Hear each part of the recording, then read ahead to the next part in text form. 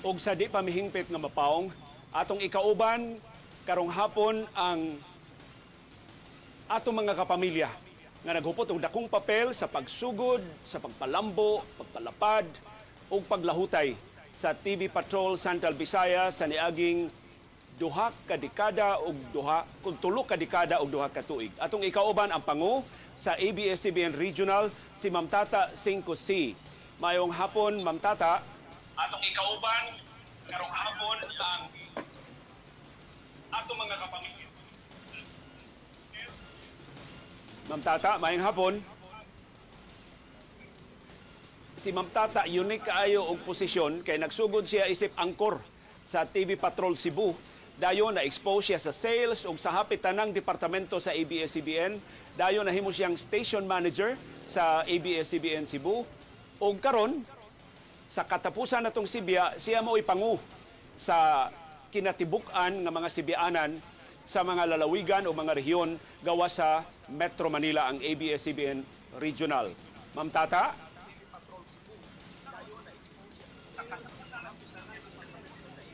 Atong balikan si Ma'am Tata karong taod-taod. Ang atong station manager nga human sa lockdown, kung atol sa lockdown dito maabti sa iyang home city sa Bacolod, sa Negros Occidental, atos ang ikauban si Ma'am Leilani Salem Alba. Ma'am Lay, maayong hapon. Yes, Lay, maayong hapon. Maayong hapon sa tanan natong televiewers ug sa tanan natong mga kapamilya. Ma'am Tata, sa imong unique kaayo nga posisyon, ma'am, pagka-anchor, dayon pagka-manager, karon ikay overall head sa TV Patrol Central Visayas, unsay labing dominante, ma'am, nga gibati in town nimo nga nagtan-aw niining imong yung nasugdan nga programa nga karon in town magbangutan ta kay hingpit na nga mapaong?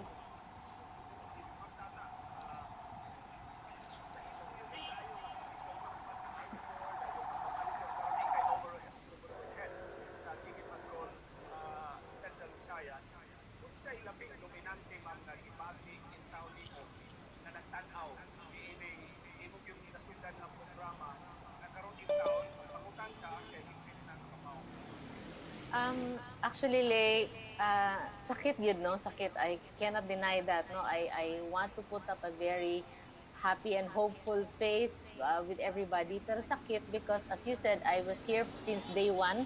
I think I was the very first employee sa ABS-CBN Cebu.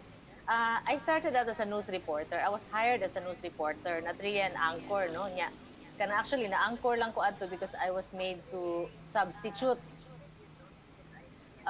Naka-substitute ko sa anchors nga sa fourth anchor. So but I mostly work behind the scenes. That is the role I really prefer to do, no, until I just moved up the ladder. Ang pinakasakit nako siguro karon, no, in my position now is because I witnessed how we started with nothing, bitaw kana bitang pagsugod namo ang among jeep sa among manager nya, typewriter sa among manager, walay gamit but nagpursige gyud mi para makasugod. And then we built all the TV patrols, all the stations from nothing to the 32 stations that it has become now. Grabe kay ang blood, sweat and tears nga gibuhos nato ana in the 32 years, and then just like that gipaong. Sakit. Ma'am Tata, sa imong 32 ka tuig nga experience, how did you insulate TV Patrol from business, from politics, o sa ubang mga pressures nga I'm sure na subjected mo sa management?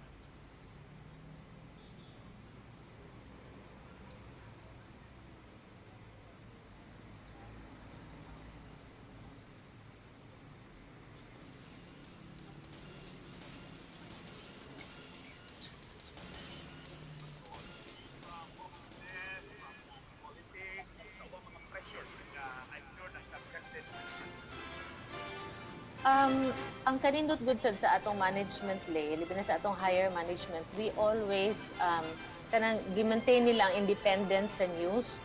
Dili ka makadungog sa management mo yung ayaw na ayaw ani ka na ana or ato ng sponsor, dili good.